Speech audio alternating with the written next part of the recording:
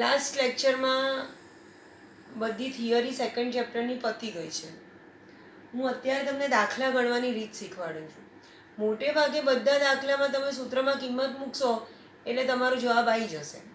પણ કોયડો 2.12 અને 2.13 લગભગ છેલ્લા બે કોયડા એમાં થોડુંક દાખલા અલગ રીતે ગણવાના છે. તો એ કેવી રીતે ગણવાના એ સમજાવું છું. પહેલાં તો અમુક દાખલામાં તમને આઈ એટલે વોન્ટ ઓફ અવયવ પૂછ્યો હશે. વોન્ટ ઓફ અવયવ શોધવો હોય તો તમારી પાસે ત્રણ રીત છે. એક, તમે વોન્ટ ઓફ અવયવ આઈ ઇઝ ઇક્વલ ટુ, મેં તમને લાસ્ટ લેક્ચરમાં કીધું હતું એવું, નમો છેદમાં ઓમ કરો છો. નમો એટલે નોર્મલ મોલેક્યુલર માસ, એટલે સામાન્ય આણ્વીય દળ, અને છેદમાં ઓમ એટલે ઓબ્ઝર્વડ મોલેક્યુલર માસ, એટલે અવલોકિત આણ્વીય દળ. અવલોકિત આણ્વીય દળને અસામાન્ય અણુભાર પણ કહેવાય. સામાન્ય અણુભાર કહું કે હું એને સૈદ્ધાંતિક અણુભાર કહું, અથવા તો હું એને ગણતરી કરેલ અણુભાર કહું, એ બધું એક જ કહેવાય. એસિડિક એસિડનો અણુભાર આપણે જે ગણતરી કરીએ કે એસિડિક એસિડનો અણુભાર શોધવો હોય તો 1 કાર્બનના ટોટલ મારી પાસે અહીંયા 2 પરમાણુ છે તો 2 ઇન્ટુ કાર્બનનો પરમાણુ ભાર, પ્લસ હાઇડ્રોજનના 4 છે તો 4 ઇન્ટુ હાઇડ્રોજનનો પરમાણુ ભાર, અને ઓક્સિજનના 2 છે તો પ્લસ 2 ઇન્ટુ ઓક્સિજનનો પરમાણુ ભાર 16, અને ટોટલ એનો અણુભાર તમે 60 ગ્રામ પર મોલ જે શોધો છો એનો સૈદ્ધાંતિક અણુભાર કહેવાય, એનો સામાન્ય અણુભાર કહેવાય, એનો ગણતરી કરેલો અણુભાર કહેવાય. અને છેદમાં અવલોકિત આણ્વીય દળ એટલે શું? અણુભાર શોધવાની આપણે 4 મેથડ જોઈ. 4 સંખ્યાત્મક ગુણધર્મવાળા જે સૂત્ર હતા એના પરથી આપણે M2 ને વ્યાખ્યાયિત કરીને અણુભાર શોધીએ છીએ. એ જે શોધીએ છીએ એને અવલોકિત અથવા તો અસામાન્ય અથવા તો પ્રાયોગિક અણુભાર કહેવાય. અને આ બેનો ગુણોત્તર જે લો છો એના પરથી તમે આઈ શોધી શકો. એક આઈ શોધવાની આવી પદ્ધતિ છે તમારી પાસે, સામાન્ય આણ્વીય દળ છેદમાં પ્રાયોગિક અથવા તો અસામાન્ય આણ્વીય દળ. અથવા તો બીજી એક પણ મેથડ છે તમારી પાસે આઈ શોધવાની, બીજી રીત છે તમારી પાસે. આઈ ઇઝ ઇક્વલ ટુ અવલોકિત સંખ્યાત્મક ગુણધર્મ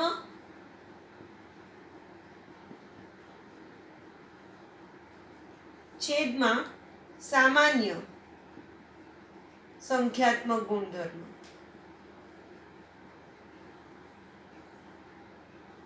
અવલોકિત એટલે પ્રાયોગિક, જે તમે ઓબ્ઝર્વ કર્યો છે. તમને એવું દાખલામાં કીધું હશે કે ઉત્કલન બિંદુ ઉન્નયન આટલા કેલ્વિન જોવા મળે છે, તો એ જે પ્રયોગ પરથી ઉત્કલન બિંદુ મળ્યું એને અવલોકિત સંખ્યાત્મક ગુણધર્મ કહેવાય.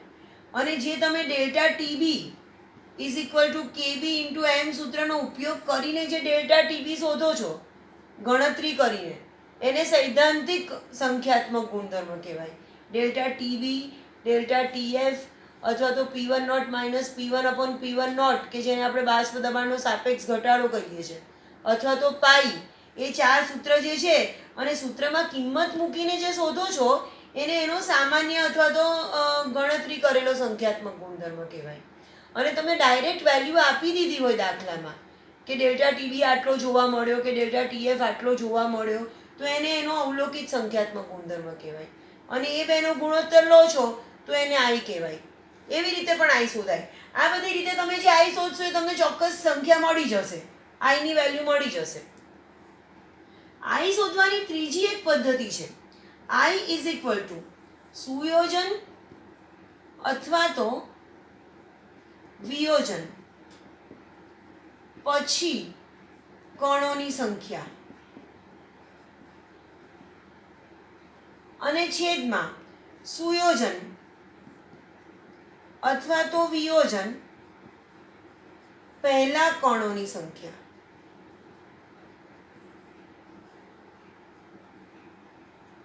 આ રીતનો ઉપયોગ, આ રીતે પણ તમે આઈ શોધી શકો.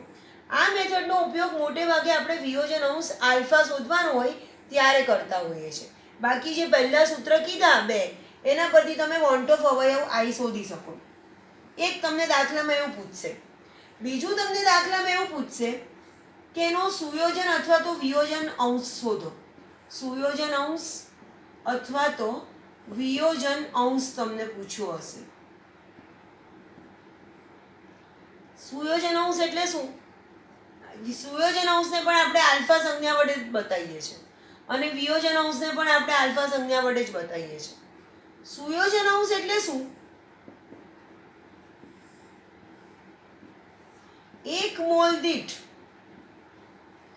જેટલા અણુનું સુયોજન થાય, જેટલા મોલ કે જેટલા અણુનું, એક અણુ દીઠ જેટલા અણુનું સુયોજન થાય એને સુયોજન અંશ કહેવાય. અંશ એટલે પ્રતિ એક. જે તે ટકા એટલે પ્રતિ 100 આપણે ગણતરી કરીએ એટલે અંશ એટલે સમજવાનું પ્રતિ એક. તો એક અણુ દીઠ જેટલા અણુનું સુયોજન થાય એને સુયોજન અંશ કહેવાય અને એક અણુ દીઠ જેટલા અણુનું વિયોજન થાય એને વિયોજન અંશ કહેવાય. સુયોજન અંશ કેવી રીતે શોધવાનો એ સમજાવું છું. ધારો કે મારે સુયોજન અંશ શોધવાનો છે. મારે શોધવું છે સુયોજન અંશ. હવે સુયોજનનું એક ઉદાહરણ તમને બહુ સારી રીતે ખબર છે કે C6H5COOH ના બે અણુને હું જો બેન્ઝીનમાં ઓગાળું તો મને C6H5COOH ટ્વાઇસ મળે. અને એનો દ્વિઅણુ કહેવાય. એક અણુમાંથી એ બે અણુ ભેગા કર્યા અને એક અણુ બની ગયો એને એનું સુયોજન કહેવાય અને એનો દ્વિઅણુ બન્યો કહેવાય. હવે મારે અંશ એટલે આલ્ફાની વેલ્યુ શોધવાની છે. કેવી રીતે શોધું છું સમજજો. તો હું અહીંયા શું કરું છું કે પહેલાં ધારો કે મેં 2 મોલ લીધા હોય તો મને ખબર છે કે એમાંથી એનો 1 મોલ બની જાય છે. 2 મોલ લઉં છું તો અહીંયા એનો 1 મોલ બને છે. હવે ધારો કે હું આપણે જે 7મા ચેપ્ટરમાં 11થમાં શીખ્યા હતા સંતુલન ચેપ્ટરમાં એ પ્રમાણે સુયોજન અંશ શોધું છું. ધારો કે આનો 1 મોલ લીધો છે મેં. શરૂઆતના મોલ કેટલા? 1. અહીંયા કશું નથી રહેતું. ધારો કે એના આલ્ફા અણુનું સુયોજન થયું. સુયોજન અંશ 1 એ આલ્ફાનું સુયોજન થયું. તો અહીંયા આલ્ફા વપરાયા તો અહીંયા α/2 બન્યા કહેવાય. અહીંયા 2 વપરાય છે તો 1 બને છે. તો આલ્ફા વપરાય છે તો α/2 બને છે. અને છેલ્લો આપણે મુદ્દો જે દાખલામાં 7મા ચેપ્ટરમાં 11માં કરતા હતા કે સંતુલને બાકી રહેલા મોલ આટલા હતા અને આટલા વપરાઈ ગયા તો 1 - આલ્ફા બાકી રહ્યા. કશું નહોતું લીધું અને α/2 બન્યા એટલે α/2 બાકી રહ્યા. હવે અહીંયા મારે આ મેથડ હવે અહીંયા કુલ અણુઓની સંખ્યા કેટલી થઈ તો આ બધાનો સરવાળો એ સુયોજન પછીના કુલ અણુની સંખ્યા. તો મારે જ્યારે આલ્ફા શોધવો હોય તો હું પહેલાં શું કરું છું? આઈ શોધી નાખું છું. આઈ શોધવા માટેનું સૂત્ર વાપરું છું કે સુયોજન પછી કણોની સંખ્યા અને છેદમાં સુયોજન પહેલા કણોની સંખ્યા.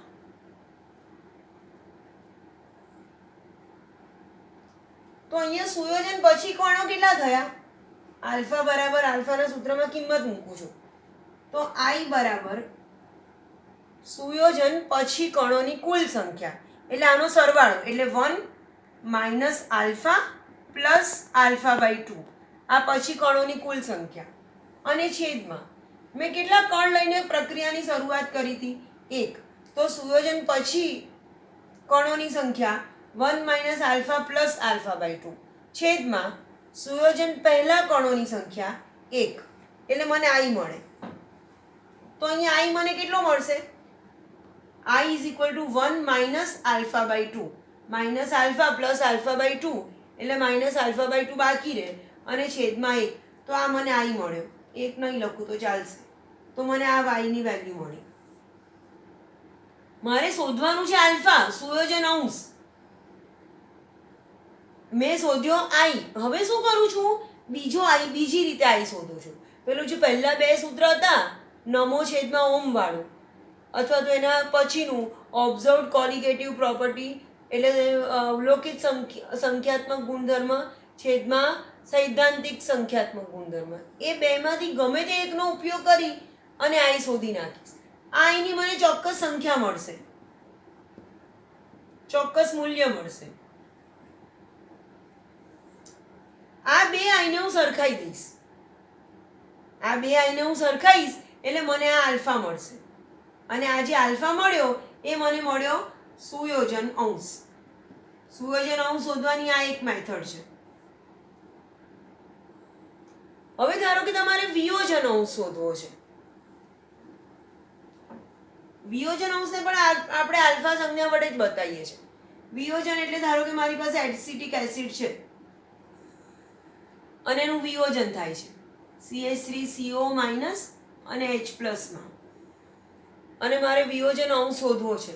તો શું કરું છું? શરૂઆતના મોલ કેટલા એસિડિક એસિડના, ધારો કે અહીંયા હું C મોલ લઈને પ્રક્રિયાની શરૂઆત કરું છું. C એટલે કોન્સન્ટ્રેશન, C જેટલા મોલ લઈને પ્રક્રિયાની શરૂઆત કરું છું. અહીંયા કશું લેતી જ નથી. અને ધારો કે 1 મોલ દીઠ મારે વિયોજન અંશ શોધવાનો છે. આલ્ફા કેટલો એ મારે શોધવાનું છે. 1 મોલ દીઠ ધારો કે આલ્ફા અણુનું વિયોજન થાય છે. 1 મોલ દીઠ આલ્ફાનું વિયોજન થયું તો મારી પાસે તો સાંદ્રતા કેટલી છે શરૂઆતની? C. તો C એ કેટલાનું વિયોજન થાય? તો ત્રિરાશી મૂકું છું, 1 આલ્ફા, તો C એ કેટલા? તો C × α/1. તો C આલ્ફાનું વિયોજન થયું. વિયોજન કેટલાનું થયું? C આલ્ફાનું. એટલે અહીંયા C આલ્ફા વપરાયા કહેવાય. C આલ્ફાનું વિયોજન થયું, C આલ્ફા વપરાયા. હવે અહીંયા જો 1 મોલ વપરાતો હોય તો અહીંયા 1 બને ને અહીંયા પણ 1 બને. તો C આલ્ફા વપરાયા તો અહીંયા C આલ્ફા બને અને અહીંયા પણ C આલ્ફા બને. હવે સંતુલને બાકી કેટલા રહે? તો C લીધા હતા અને C આલ્ફા વપરાઈ ગયા. અહીંયા કશું લીધું જ નહોતું અને C આલ્ફા બન્યા, અને અહીંયા કશું લીધું જ નહોતું અને C આલ્ફા બન્યા. તો આ સંતુલને બાકી રહેલા મોલ મળ્યા. હવે હું અહીંયા ફરીથી આઈ શોધું છું પેલી ત્રીજી મેથડથી, કે એમાં હું વિયોજન પછી કણોની સંખ્યા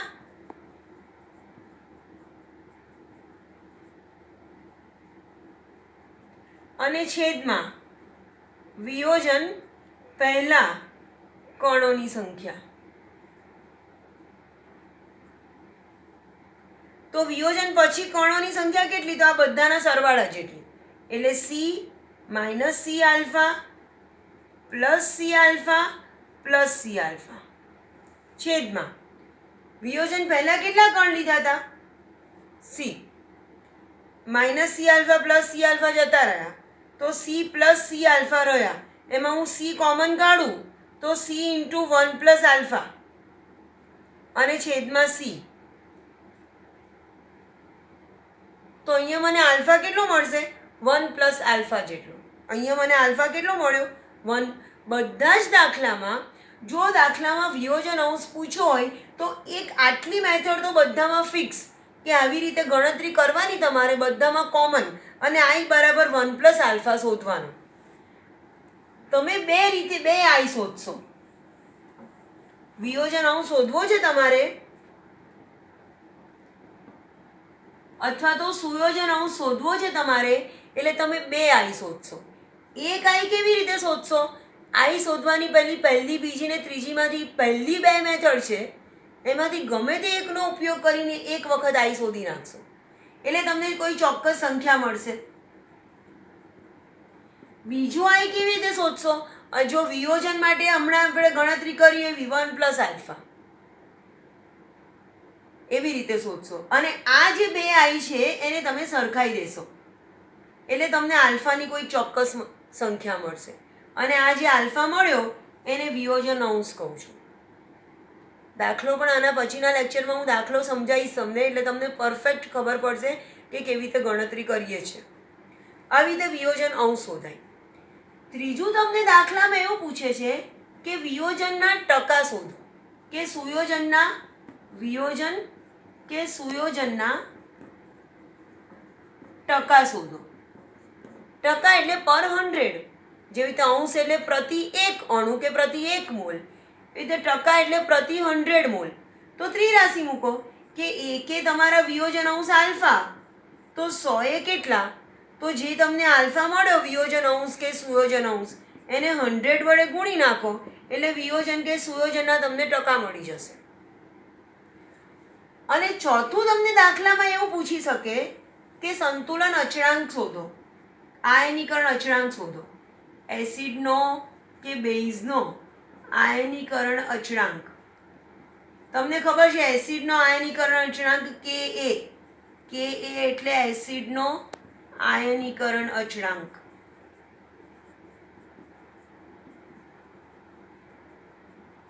અને Kb એટલે બેઝનો આયનીકરણ અચળાંક. અને Ka અથવા તો Kb ગમે તે શોધવું હોય, તમારી પાસે સૂત્ર એક સરખું જ છે, Ka બરાબર અથવા તો Kb બરાબર alpha square C upon 1 minus alpha, જ્યાં આલ્ફા શું છે? વિયોજન અથવા તો સુયોજન અંશ.